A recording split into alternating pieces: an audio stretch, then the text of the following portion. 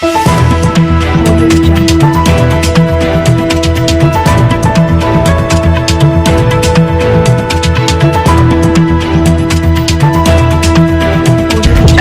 you news सच को जो लाए सामने। जय हिंद। आप देख रहे हैं एनए न्यूज सच को जो लाए सामने। खबर है अंधेरी जाते तर अंगातून एक शहरे निर्माण होतात। त्यांचा लढा हा अन्याय करणाऱ्या लोकांविरोधात होता। हा लढा लढण्यासाठी त्यांच्या कविता ही ठाकरे भाषा होती, म्हणजे अन्यायाच्या विरोधात लढणारी भाषा होती। या सर्वसामान्य लोकांना अधिकार मिळत नसेल त्या अधिकारासाठी त्यांचं नेहमी लढणं होतं। आणि हे वादळ या महाराष्ट्रामध्ये आज नव्हे तर 1972 साली हा दलित पॅन्थर हा निर्माण झाला होता। आणि हा एक पॅन्थर हा निर्माण या महाराष्ट्रात झाला होता।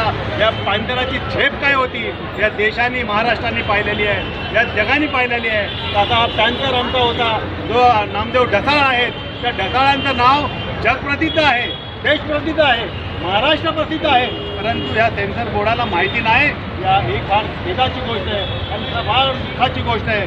या सेन्सर बोर्डावर बसणारे कोण येतात, कोण अनेक लोक येतात, त्यांना महाराष्ट्राचा इतिहास माहिती नाही आहे।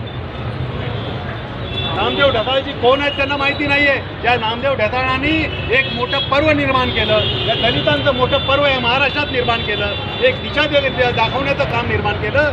अशा नामदेव ढसाळांना हे म्हणतात नामदेव ढसाळ कोण आहे हम नहीं जानते, अशी भाषा बोलली जाते। या महाराष्ट्रामध्ये राहता तर या महाराष्ट्रातल्या राहणाऱ्या अशा महान नेत्यांना, असे जे महान नेते या देशामध्ये होऊन गेले, या राज्यात होऊन गेले, महाराष्ट्रात होऊन गेले, याचा इतिहास तुम्हाला माहिती घ्यावाच लागेल। तुम्ही जर सेन्सर बोर्डावर बसला असाल तर सेन्सर बोर्डावर एक चांगली कविता, त्यांची जी कविता आहे ती कविता म्हणतात ह्याच्यातून काढून टाका। त्या कवितातूनच लढा आहे, तो कवितातून एक सामाजिक लढा आहे। तो कवितामधून एक प्रत्येक समाजासाठी तो लढा दिला घेतोय, बहुजनांचा लढा आहे, तो दाखवला गेला आहे। ते वाक्य काढण्यासाठी सेन्सर बोर्ड बसलो आहे। हा सेन्सर बोर्ड कोणाचा आहे, ते बसलेले वर्ग कोण आहेत, त्यांना का ती कविता नको आहे? ती कविता ह्यासाठी नको आहे कारण की तो खरा इतिहास समोर आला ते ह्यांची बसलेली जी काही बोल आहेत ती उघडली जातील आणि त्यांना लाजा वाटत नाहीत। जे नामदेव ढसाळसारखं एक पर्व निर्माण झालेल्या महाराष्ट्रामध्ये त्यांच्या कवितेला व त्यांच्या पिक्चराला थांबवण्याचं काम करतायत। कालच ते आंदोलन घेतलं गेलं, महाराष्ट्रामध्ये आंदोलन गेलं। आयबेन चॅनलने एक तो मुद्दा उचलला आणि आयबेन चॅनलने तो मुद्दा उचलल्यानंतर तिथल्या एका अधिकाऱ्याला त्याच्या पदमुक्त केलं गेलं। पण तो अधिकारी त्यात दोष देणारा नाही आहे। यांच्या मागे राहणारी यंत्रणा कोण आहे, त्या यंत्रणाचा विचार करावा लागेल। ही यंत्रणा आहे कोण, ज्या ह्या लोकांना हे बोलायला भाग पडते, यंत्रणा कोण आहे त्याचा शोध घेणं फार गरजेचं आहे। म्हणजे यंत्रणा तशी आहे ती इथली यंत्रणा नाही आहे। काही दिल्लीचे काही इकडची लोक आहेत, त्या दिल्लीची लोक असतील, त्या सेन्सर बोर्डावर बसलेले लोक आहेत, जे जातीवादी लोक आहेत, ते जातीवादी लोक आहेत। नेहमी कालांतराने प्रत्येक वेळोवेळी त्यांनी नेहमी आपल्या महान पुरुषांचाही महान मानवांचा अपमान केला आहे। त्याचाच आमचा एक दलित नेत्यांचाही यावेळेस अपमान केला आहे। ते म्हणतात की आम्ही त्यांना ओळखत नाही। ही भाषा हा महाराष्ट्र कधी खपून घेणार नाही। ही भाषा दलित पॅन्थरची लोक, महाराष्ट्राचा बहुजन समाजाचा कोणताही व्यक्ती हा सहन करणे अंधारी स्टेशनवर हे आंदोलन घेतले आहे। जर ह्याच्या इथून पुढे जर या गोष्टीला न्याय मिळाला नाही तर आम्ही सेन्सर माझे 2 शब्द पुढे करतो।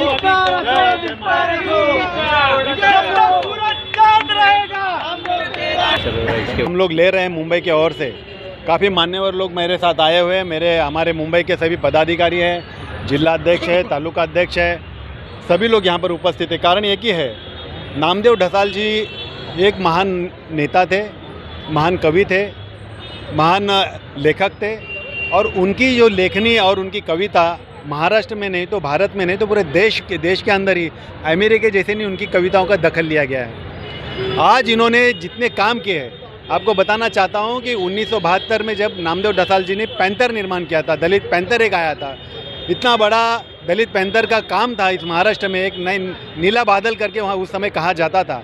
और उस समय हर दलितों को न्याय देने का काम इनके कविता से नहीं तो उनके काम से हर दलितों को उनकी न्याय की परिस्थिति के अंदर उनको सही जगह और सही मान्यता मतलब देने का काम किया होगा, तो नामदेव ढसाल जी ने किया। आज मैं आपको बताना चाहता हूँ, सेंसर बोर्ड में बैठे हुए लोग बोलते नामदेव ढसाल जी को जानते नहीं। ढसाल एक ऐसा नाम है इस महाराष्ट्र का, अभी लोग कह रहे हैं हमारे कि जब तक सूरज चांद रहेगा नामदेव ढसाल जी तुम्हारा नाम रहेगा। कारण यही है, एक महान व्यक्तिमत्व ये महाराष्ट्र में आया था और इन्होंने एक क्रांति निर्माण की थी। ये क्रांति ऐसी निर्माण की थी, इनकी कविता से उनका लड़ा सिर्फ अन्याय के खिलाफ था। जहाँ पर दीन दलित हर समाज के ऊपर जो अन्याय होता था उसके खिलाफ लड़ने का काम कविता के ज़रिए, अपने लेखनी के ज़रिए जो किया होगा तो आदरणीय नामदेव ढसाल जी ने किया। आज हमको आदरणीय पवार साहब है, हमारे जयंत पाटिल साहब है, हमारे पक्ष के आदरणीय सुप्रिया ताई हो या हमारी मुंबई की अध्यक्षा राखी ताई हो, ऐसा हर जगह हमारे आंदोलन चल रहे। पुणे में बड़ा आंदोलन हुआ, आज यहाँ अंधेरी में आंदोलन हो रहा है। कारण ये कि है कि तुम सेंसर बोर्ड में बैठे हुए लोग कह रहे हैं कि हम नामदेव ढसाल जी को जानते नहीं हैं।